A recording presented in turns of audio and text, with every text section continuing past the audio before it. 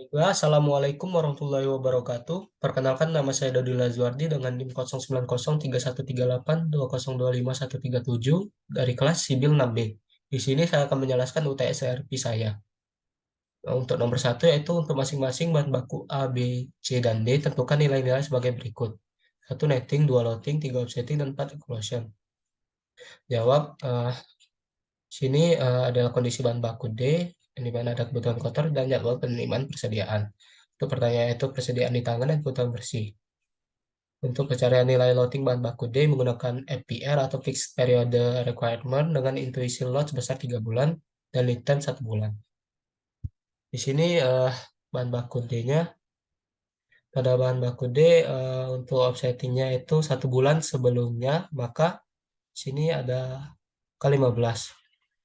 Untuk kebutuhan bersih ini didapat dari mana? Kebutuhan bersih didapat dari kebutuhan kotor dikurangi jadwal penerimaan. 25 dikurangi 10 sama 15, 20 dikurangi 0 sama dengan 20, dan seterusnya.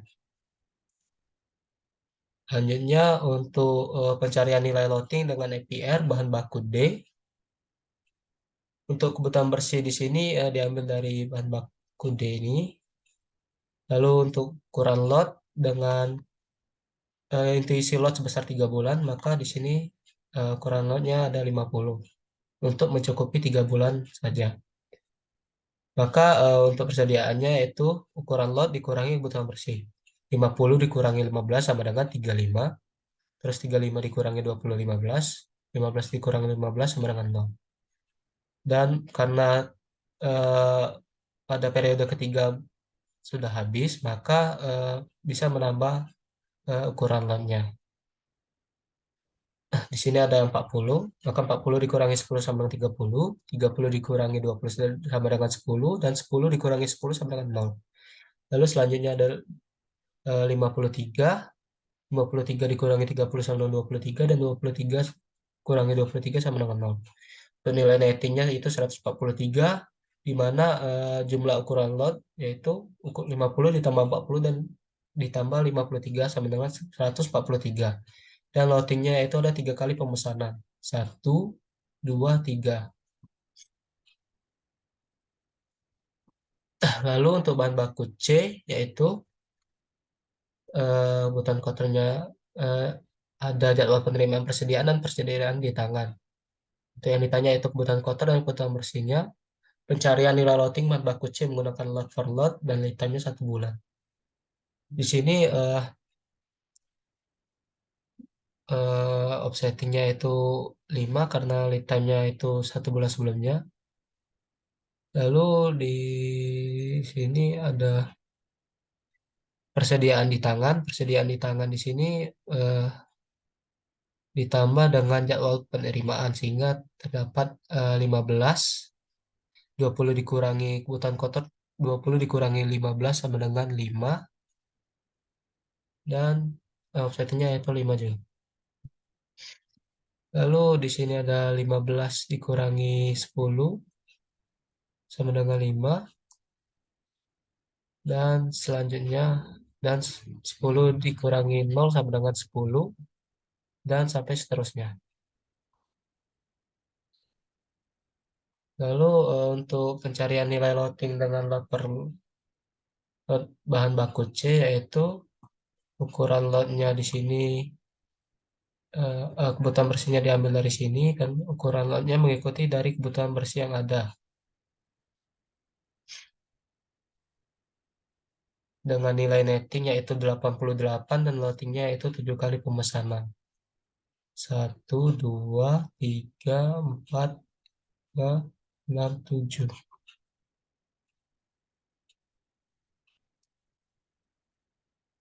Oke, untuk selanjutnya itu bahan baku B. Bahan baku B itu yang ada yaitu jadwal penerimaan persediaan dan persediaan di tangan. Untuk kebutuhan kotornya itu yang dan kebutuhan bersih masih ditanya.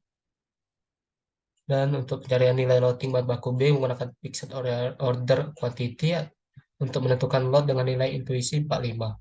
Lead time-nya yaitu 1 bulan. Bahan baku B yaitu offsetting-nya itu lead time 1 bulan, maka di sini ada 25. persediaan di tangan itu ada 5, maka 30 dikurangi 5 sama dengan 25. Terus 40 dikurangi 0 sama dengan 40 dan seterusnya.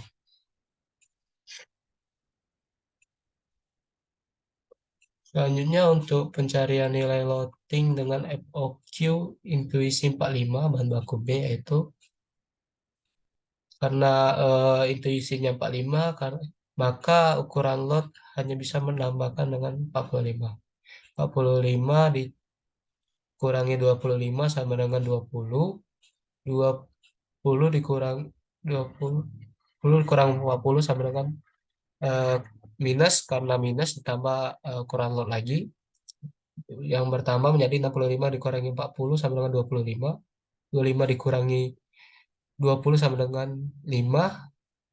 5 ditambah 45 sama 50. 50 dikurangi 20 sama dengan 30. 30 dikurangi 30 sama dengan 0.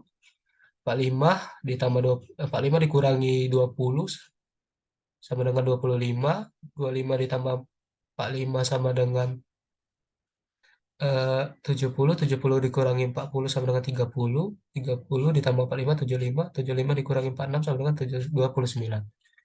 Untuk ratingnya yaitu 20, nilai ratingnya itu 241 dengan loadingnya yaitu 6 kali pemesanan. 1, 2, 3, 4, 5, 6.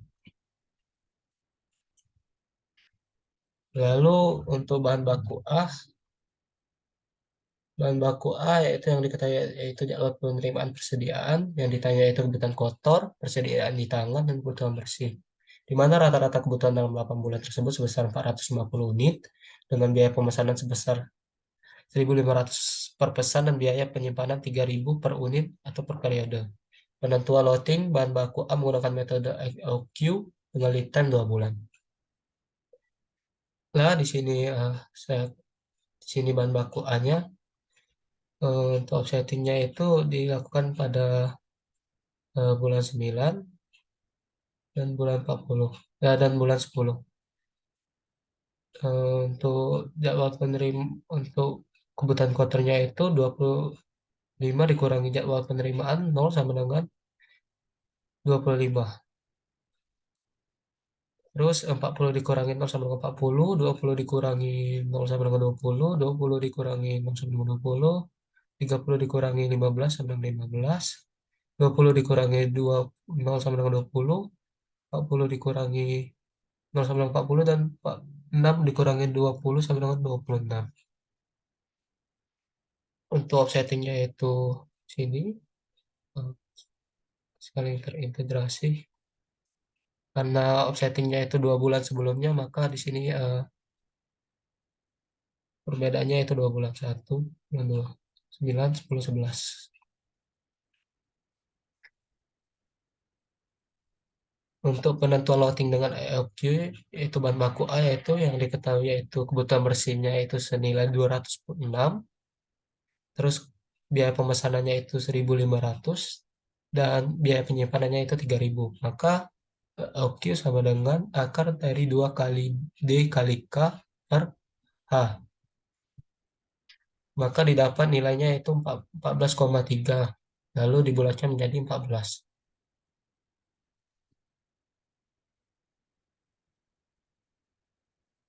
Untuk kebutuhan bersih periode kebutuhan bersihnya yaitu eh, kurang lot dan persediaan 28 dikurangi 25 sama dengan 3, 42 kurangi 5 sama dengan 42 dikurangi 40 sama Pak sorry sorry.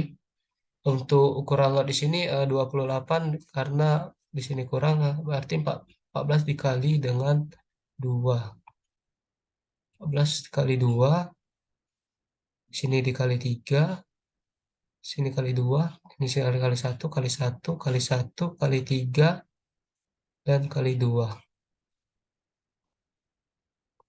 Di sini maka 28 dikurangi 25 sama dengan 3, terus 3 ditambah 42 sama dengan 45 dikurangi 40 sama dengan 5, 5 ditambah 28 sama dengan tiga tiga dikurangi 20 sama 13 ditambah 14 sama dengan 37 dikurangi 27 dikurangi 20 sama dengan 7 ditambah 14 sama dengan 21 dikurangi 15 sama dengan 6 ditambah 14 sama dengan 20 dikurangi 20 sama dengan 0, maka 42 dikurangi 40 sama dengan 2 ditambah 28 sama dengan 30 dikurangi 26 sama dengan 4. Maka untuk nilai netinya itu senilai 206 dan netinya itu 15 kali pemesanan.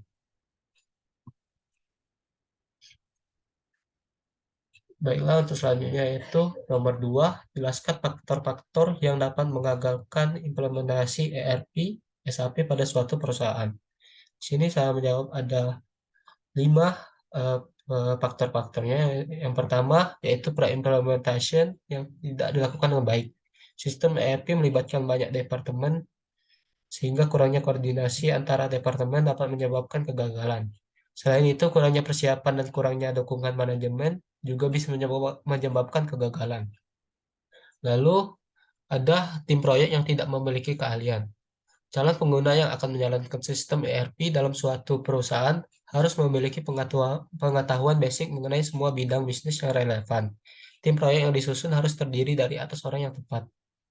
3 yaitu waktu dan implementasi yang melebihi anggaran. Perusahaan tidak melakukan estimasi yang tepat sebelum implementasi ERP, serta sering kali mengalami perubahan kebutuhan tak terduga selama proses implementasi ERP yang bisa menyebabkan biaya dan waktu yang melebihi anggaran.